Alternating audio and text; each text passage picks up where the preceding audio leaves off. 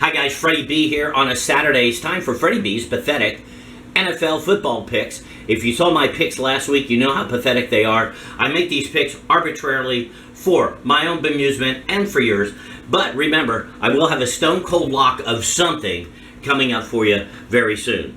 What an interesting week we've had in the NFL. That's all I know, because that's all I saw on ESPN. Was an interesting week in the NFL. But nonetheless, here we go with the pathetic picks of the week, okay? First ones, let's go with the Panthers and the Cowboys. Now, the Panthers won the other night. Cowboys are doing better. I think the Cowboys are going to beat the Panthers. It's a home game. They got the better owner. They got Dak Prescott, who's pretty good, I guess, as a quarterback. And so, because of all those things, they're going to win that game. So, don't know what the spread is. Don't know who's favored. Don't care. Just picking the Cowboys on that one. To go along with that, let's go with the Redskins game. The Redskins are playing the Falcons, okay?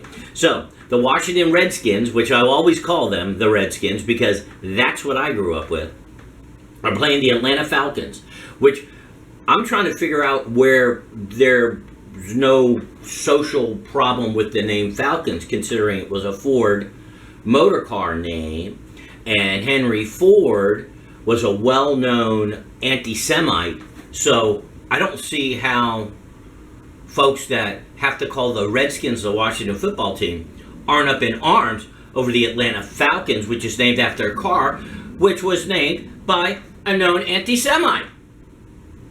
But anyway, I guess we have selective history here on the pathetic picks of the week. Anyway, I'm going to go with the Redskins on that one.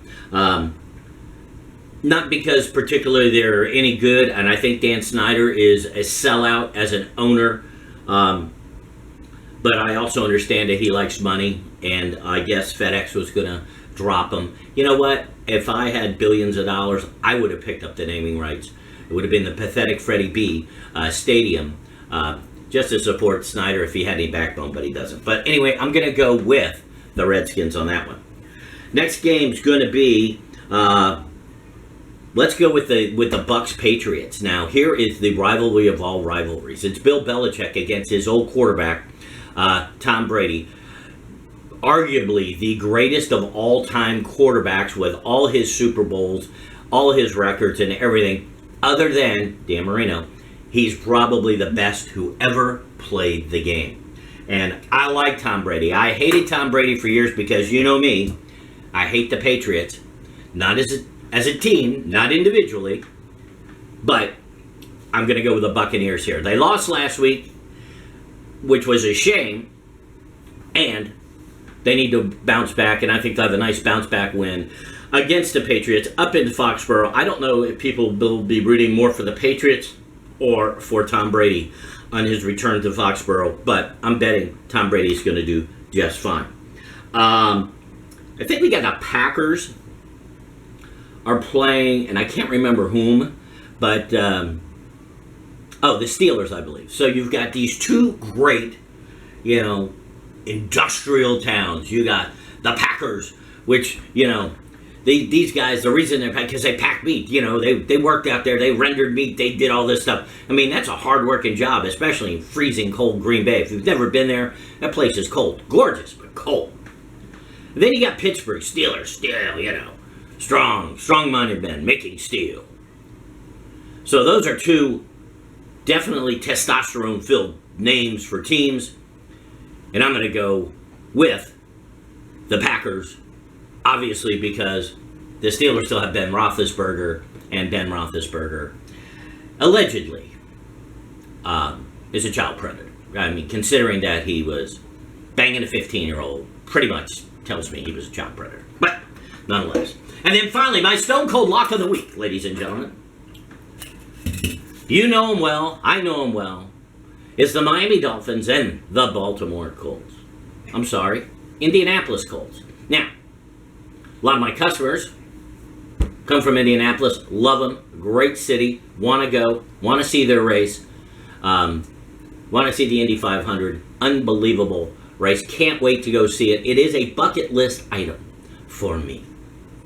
But that doesn't mean I'm going to root for your football team, because the venerable, the incredible, the great, the outstanding colored uniforms of the Miami Dolphins will win again this week. They are playing at Joe Robbie Stadium. They're playing there, and I think the Dolphins are going to win the game. Those are my stone cold locks of the week. And here's some other stone cold locks to think about.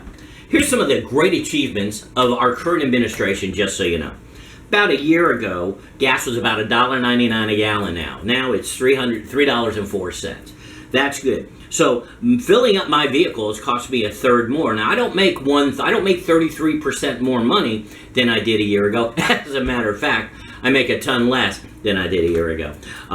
But anyway, it cost me a ton, and I put 30 gallons of fuel in my F-150. So it costs a bunch to fill that sucker up, unfortunately. Thankfully, I don't have that far to go to work. Milk used to be $3.55 a gallon at Publix a year ago. It is now $4.19. Now, I realize that doesn't seem like much, but if you think about it as a percentage, okay, that is darn near 10-15% increase, again, in milk prices. So you've had a 33 or a 50% increase in fuel prices, a 33% increase at least in milk prices. And, you know, milk is just one of those staples that everybody needs, and I drink tons of milk. So those are some of the great wins that we've been having to deal with. And then, of course, you have Dr. Fauci, who today the wind is blowing out of the south, which means you probably need 7 masks. So we will see what he comes up with this week. The world's fallen to hell in a handbasket. My pathetic picks of the week. Hopefully you've enjoyed them. I'll look forward to hearing your comments. Please, I'm going to put this on YouTube if you'd like. Please subscribe to my channel. I have 5 subscribers. Thank you, all of you. I love my family. Anyway, happy birthday, Mom. Talk to you later. Bye-bye.